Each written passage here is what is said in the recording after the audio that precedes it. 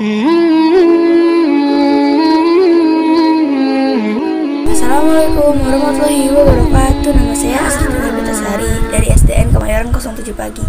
Hari ini saya akan menceritakan satu kisah dari seorang nabi, yaitu Nabi Ayub alaihissalam, berjudul Kesabaran yang Berbuah Nikmat.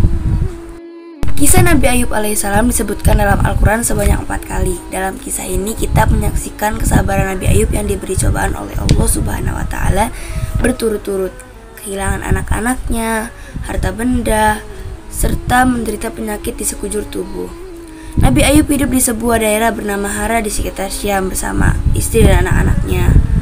Ayub alaihissalam adalah seorang nabi yang sangat kaya raya di negerinya. Beliau memiliki lahan pertanian yang luas dan hewan ternak yang banyak. Dengan semua harta benda yang dimilikinya, Nabi Ayub tidaklah lupa bersyukur kepada Allah Subhanahu wa Ta'ala. Beliau selalu mempergunakan hartanya untuk kebaikan seperti bersedekah dan memberikan pekerjaan kepada orang yang membutuhkan. 20 tahun berlalu, Allah memberi cobaan kepada Nabi Ayub. Pertama, semua tanaman dan hewan ternaknya mati terserang penyakit hama. Tidak ada satupun yang tersisa. Meskipun begitu, Nabi Ayub tetap sabar dan bersyukur kepada Allah dan lebih rajin beribadah. Berikutnya, anak-anak Nabi Ayub yang berjumlah 12 orang meninggal dunia. Nabi Ayub merasa sedih ditinggalkan anak-anaknya. Namun beliau tetap bersyukur dan makin menambah keimanannya kepada Allah Subhanahu wa Ta'ala sembari menghibur istrinya. Nabi Ayub: sabarlah wahai istriku, janganlah kita berlarut-larut dalam kesedihan. Semua harta dan anak-anak yang kita miliki adalah pemberian dari Allah, dan pada waktunya akan kembali padanya. Istri Nabi Ayub: iya suamiku, terima kasih telah mengingatkanku. Pada suatu hari berikutnya, ketika bangun tidur, tiba-tiba seluruh tubuh Nabi Ayub dipenuhi dengan luka yang tidak sedap dipandang mata. Meskipun begitu, beliau tetap bersyukur dan pasrah kepada Allah. Nabi Ayub: ya Allah, ya Rabbi, jika ini adalah ujian darimu, aku ikhlas menerimanya sepenuh hati. Hari demi hari berlalu, penyakit Nabi Ayub semakin parah sehingga orang-orang menjauhinya. Masyarakat: wahai Ayub, pergilah kau bersama istrimu dari negeri ini, setidaknya agar kami tidak khawatir akan tertular penyakitmu. Mendengar hal itu, Nabi Ayub hanya diam dan tetap bersabar. Akhirnya Nabi Ayub dan istrinya meninggalkan negeri itu dan tinggal di suatu tempat yang jauh dari pemukiman penduduk. 18 tahun berlalu. Usia Nabi Ayub semakin bertambah lanjut dan mulai kesulitan dalam beraktivitas.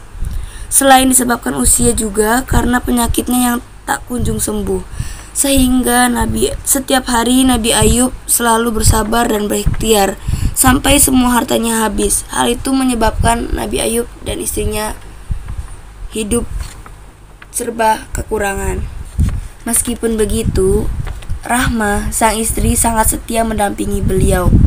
Istri Nabi Ayub: wahai suamiku, engkau adalah seorang nabi Allah. Pastilah Allah akan mengabulkan doamu jika engkau meminta kesembuhan. Aku merasa kasihan melihatmu kesulitan dalam beribadah. Maafkan aku kalau lancang seperti ini. Nabi Ayub: wahai Rahmah istriku, ingatkah kau berapa lama kita hidup dalam kenikmatan? Istri Nabi Ayub: kurang lebih 20 tahun wahai suamiku. Nabi Ayub: sebenarnya aku amat malu meminta kepada Allah.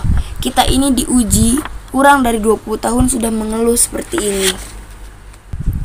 Hari demi hari penyakit Nabi Ayub semakin parah dan mempersulit beribadah. Nabi Ayub: ya Allah yang maha penyayang, ketika engkau memberikan ujian, aku mencoba sabar menerimanya. Namun jika ujian ini mempersulit ibadahku padamu, maka kiranya engkau angkat penyakitku ya Allah. Ketika terdengar suara dari langit seperti yang disebutkan Al-Quran surat Shad ayat 43, Allah berfirman: hentakanlah kakimu, pilihlah air yang sejuk untuk mandi dan minum. Saat mendengar suara itu, Nabi Ayub bangkit dari ranjang dan menghentakkan kakinya ke tanah. Lalu muncullah air, kemudian ia gunakan air yang memencar untuk mandi dan minum. Setelah itu, hilanglah seluruh penyakit dari tubuh Nabi Ayub. Ketika itu istri Nabi Ayub yang baru masuk ke dalam rumah kaget melihat sosok laki-laki di kamar Nabi Ayub. Istri Nabi Ayub, maaf, Anda siapa? Apakah Anda melihat seorang laki-laki yang sudah lanjut usia terbaring di ranjang ini? Laki-laki itu berbalik badan dan berkata kepada Rahmah, wahai istriku, tidakkah kau mengenaliku? Istri Nabi Ayub, engkau Ayub, benarkah kau suamiku Ayub? Nabi Ayub, Allah telah menyembuhkan penyakitku dan mengembalikan tubuh dan parasku seperti saat muda dulu. Istri Nabi Ayub, alhamdulillahirabbil alamin, terima kasih ya Allah. Keesokan harinya berita tentang kesembuhan Nabi Ayub sampai ke telinga orang-orang. Nah, mereka beramai-ramai mendatangi rumah Nabi Ayub dengan membawa berbagai macam hadiah.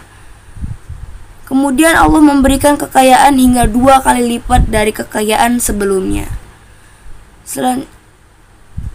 Selanjutnya Allah memberi karunia kepada istri Nabi Ayub, kemudian ia pun hamil kembar selama beberapa kali, seperti yang disebutkan dalam Al-Quran surat Shad ayat 43 yang berbunyi seperti ini. Dan kami anugerahi dia dengan mengumpulkan kembali keluarganya, dan kami lipat gandakan jumlah mereka sebagai rahmat dari kami dan pelajaran bagi orang-orang yang berpikiran sehat. Demikianlah akhir kisah dari Nabi Ayub yang diberi cobaan oleh Allah Subhanahu wa taala secara berturut-turut.